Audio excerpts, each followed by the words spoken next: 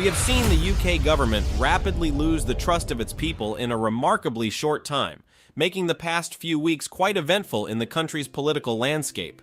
According to the latest data, the situation seems to be worsening, particularly for those at the top. Just a few days ago, Keir Starmer made a controversial statement claiming that the entire nation is racist. Now, King Charles has publicly criticized Starmer for his comment.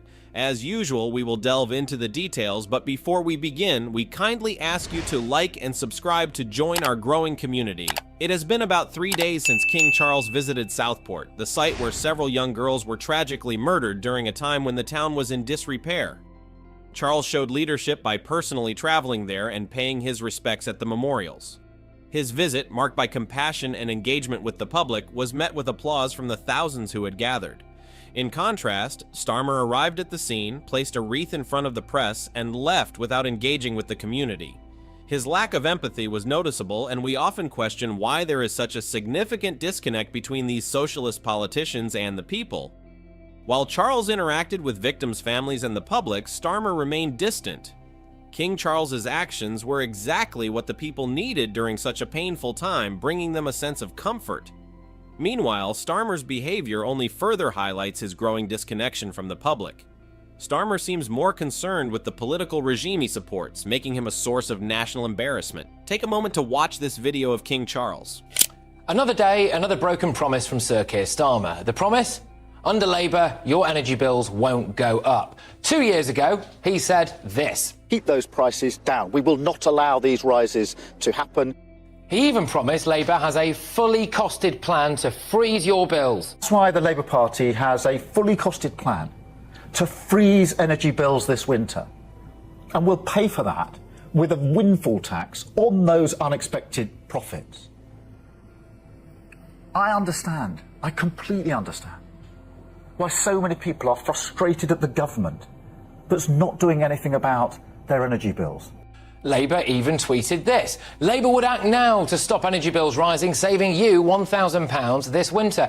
In May this year, he went on Britain and said Labour would save you £400 on your bills. In June this year, he said again that Labour would cut bills, create jobs and provide energy security. In Parliament, he hammered the Tories for even thinking about cutting the winter fuel payments for pensioners. Last year, the Prime Minister was apparently drawing up plans to remove the winter fuel allowance from pensioners. So will he now rule out taking pensioners' winter fuel payments off them to help fund his £46 billion black hole? Then people voted for him, he won the election, and this happens. He cuts winter fuel payments for the elderly. They now face, many of them, a choice between heating and eating. And then today, this happened. The average annual energy bill will rise by 10% to £1,717 in Great Britain from October. Ed Miliband, the Energy Secretary, is obviously blaming it all on the Tories, saying it's all about their toxic legacy.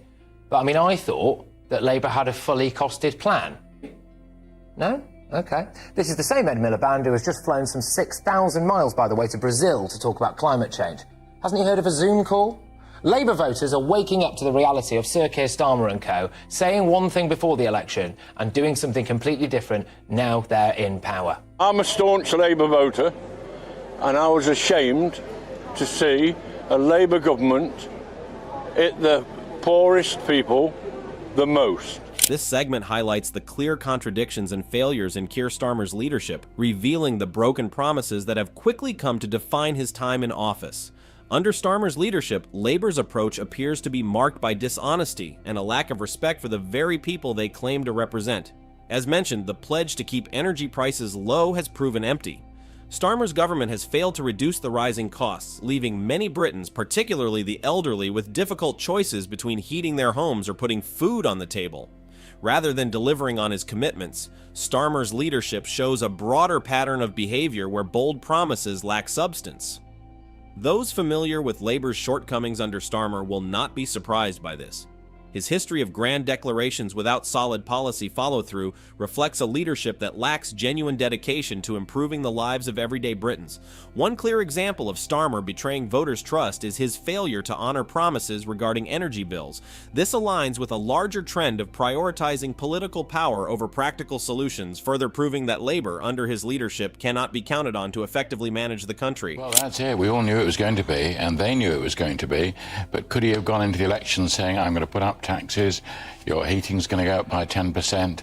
No, they couldn't. In fact, this is a bit of politics, and we'll all suffer from it. But the key thing to bear in mind is that the legacy was passed on from the Conservatives. You can argue about it, you can argue about whose fault it was, but don't say it was all rosy. Everyone knew this was going to be very, very difficult because we haven't got much money in the public purse. It's as simple as that. OK, but, you know, cutting the winter fuel payments for the elderly, a lot of old people now choosing between heating and eating. Well, Keir Starmer absolutely hammered the Tories for that a little while ago. You know, that, to me, seems outrageous.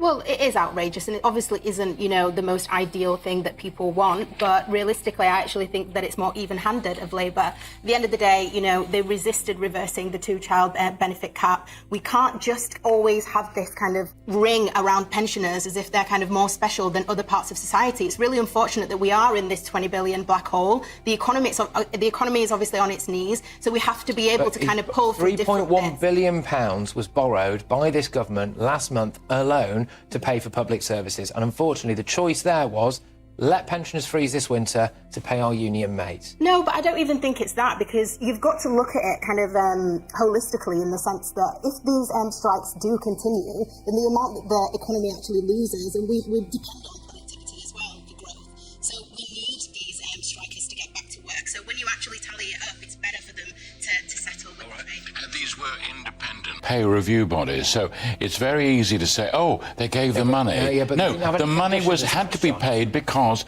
the public sector workers knew they had a very strong case. But I don't want to get bogged down in the strikes things. We're going to talk about that later. But seriously, though, they could have attached some conditions to that money, and they chose not to. Yes, they could have done in some cases. People's bills are going to go up by about 10% now.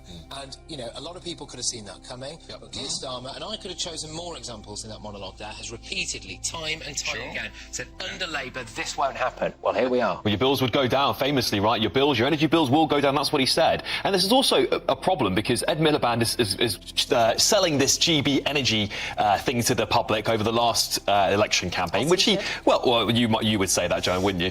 And he said that's going to be our saviour. You're going to have cheap bills. Your bills will go down by 100 and something quid. Well, obviously, we know in the short term, and we all said that the net zero madness that this government is going to impose on us is going to push bills up. Not only that, they also stopped drilling new oil. They've got rid of all of that policy, so cheap fuel is no longer available. And so rather than this being a sensible transition, if we're going to do it, let's be sensible about it, we're now going to punish the most impoverished in our society in order to have this grand plan for GB energy, which is obviously now punishing pensioners first. So let your nan freeze. That's what Keir Starmer wants to do. Alex Armstrong made some excellent observations. What do you think about the present situation with the UK government? Share your thoughts in the comments section below. Don't forget to support our community by liking this video and subscribing to our channel for more content.